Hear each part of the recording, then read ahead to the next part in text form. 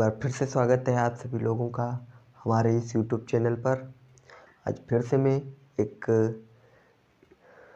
नए टॉपिक के साथ इस वीडियो को शुरू करता हूं। आज के इस वीडियो में हम जानेंगे आधार, लंब व कर्ण के मान निकालना। मान कैसे निकालते हैं इसके बारे में हम आज जानेंगे। तो आप देख रहे हैं कि ये हमारा त्रिभुज है और हम आधार व लंब व कर्ण भुजा के मान ज्ञात करने के लिए कुछ शर्तें भी होती हैं, उनका भी पालन हम करते हैं। पहले तो हम जानते हैं कि इस त्रिभुज में कौन सी भुजा आधार है, कौन सी कर्ण है और कौन सी लंब है। तो इसको जानने के लिए एक समकोण होता है ये, जिसका मान 90 अंश होता है। समकोण का मान 90 अंश होता है।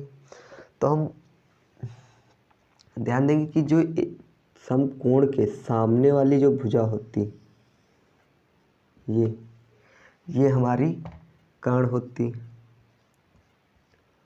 और जिस एंगल पर हम थीटा लेते हैं, अर्थात हम इस एंगल पर अगर थीटा लेते हैं तो हमारी जो लंब वाली भुजा होगी वो ये होगी, और अगर हम इस एंगल पर जो है थीटा लेते हैं तो हमारी लंब वाली जो भुजा होगी वो ये होगी। तो हम यहाँ पर जिस एंगल पर थीटा लेते हैं, तो जब इस एंगल पर थीटा लेंगे तो थीटा के सामने वाली जो भुजा होगी ये हमारी लंब होगी। क्या होगी? लंब होगी। तो तीसरी भुजा ये बची, तो तीसरी भुजा हमारी आधार होगी। दो तो निकल ही आई, तो तीसरी ऑटोमेटिक यही होगी। अब हम जानेंगे कौन सी इसमें आधार है, कौन सा लंब है और कौन सी कर्ण है। पता चलूं कि इन तीनों में से चाहे जिस भुजा का मान निकालो केवल एक ही सूत्र का प्रयोग होता है। उस सूत्र से हम लंब, आधार, कर्ण तीनों भुजाओं के मान ज्ञात कर सकते हैं। उसे हम कहते हैं पाइथागोरस प्रमेय। पाइथागोरस प्रमेय से लंब, आधार व कर्ण के मान आसानी से निकल आते हैं। हम पाइथागोरस प्रमेय से इन तीनों भुजाओं में से किसी के भी मान निकाल सकते हैं। बस इस त्रिभुज में दो भुजाओं के मान दिए होंगे, तीसरी भुजा का मान निकालना होता है और उसे हम पाइथागोरस प्रमेय के द्वारा निकाल लेते हैं। तो मान लेते हैं हम कि इसमें जो आपकी लंब है, मान लेते हैं कि ये वाली जो भुजा है ये 4 सेंटीमीटर है और ये वाली भुजा 3 सेंटीमीटर है। हमें ये वाली भुजा निकालनी। तो हमने जैसा कि बताया कि समकोण के सामने वाली जो भुजा होती है वो कर्ण होती, यानी हमें कर्ण निकालना है। दो भुजाएं पता हैं, लेकिन अब हमें पता करना है कि इसमें कौन सी आधार है और कौन सी लंब है। अगर इसमें हम क्लियर नहीं कर पाते हैं तो हमारा आंसर गलत हो जाता है। तो हम इसके लिए ये जो थीटा है, इसके सामने वाली भुजा आपकी लंब होगी, अभी हमने बताया था। तो इस प्रकार से ये हमारी क्या हुई? लंब भुजा ये वाली हो गई। तो ये हमारी आधार हो गई। ए आधार, कर्ण मतलब के, लंब मतलब एल। ये हो गया। तो हमें क्या पता है? हमें लंब पता है, आधार पता है, कर्ण निकालना है। एक बात का विशेष ध्यान रखना, जो कर्ण का मान होता है, कर्ण का जो मान होता है शेष दो भुजाओं के वर्ग के बराबर होता है। कर्ण का जो मान होता है वो शेष दो भुजाओं के वर्ग के मान के बराबर होता है। अर्थात कह सकते हैं कर्ण स्क्वायर बराबर होता है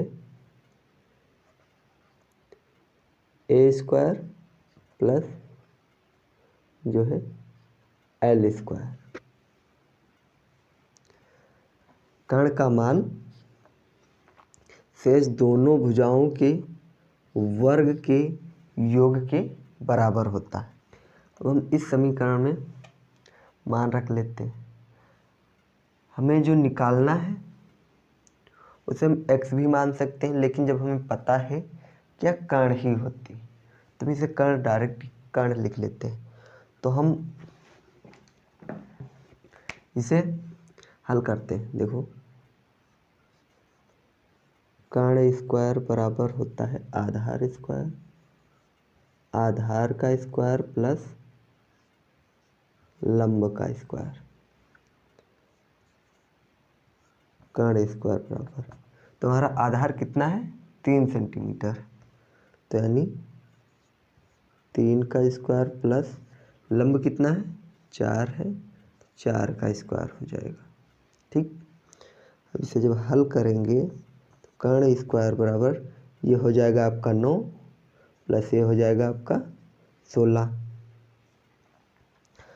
तो कर्ण स्क्वायर बराबर ये हो जाएगा आपका 25, 16 9 25, और जब इधर से स्क्वायर जाएगा तो उधर अंडर रूट में परिवर्तित हो जाएगा, तो ये हो जाएंगे के बराबर 25। 25 का वर्गमूल होता है आपका 5, 5 पच्चे 25। इस प्रकार आपकी जो कर्ण भुजा आएगी वो आपकी होगी 5।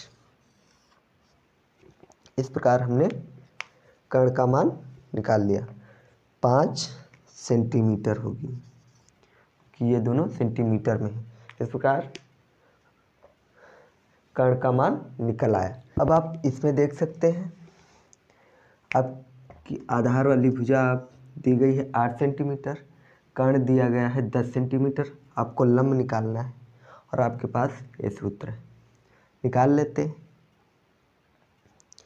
तो लंब बराबर हो जाएगा, लंब का स्क्वायर बराबर कर्ण का स्क्वायर, सूत्र को निकालते हैं। ए आधार इधर इधर आएगा तो ये माइनस हो जाएगा ना, तो ये आधार का स्क्वायर हो गया,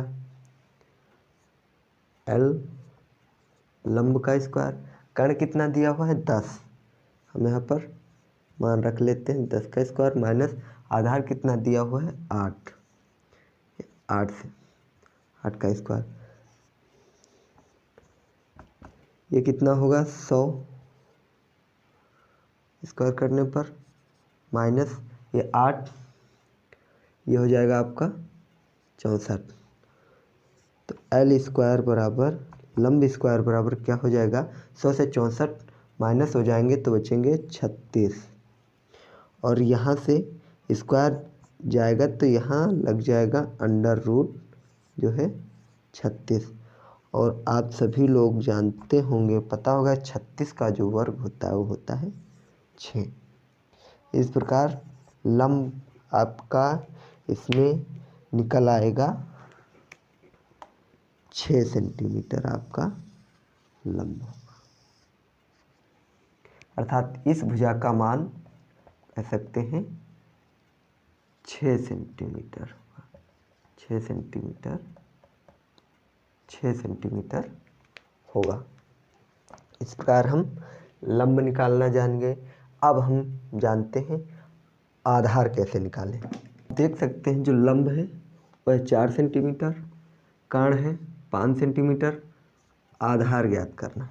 तो आधार ज्ञात करने के लिए हम लिख लेंगे ए स्क्वायर बराबर जो है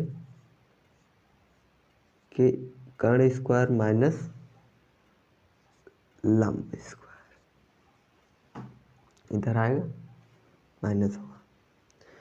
तो आधार स्क्वायर बराबर कर्ण का मान कितना है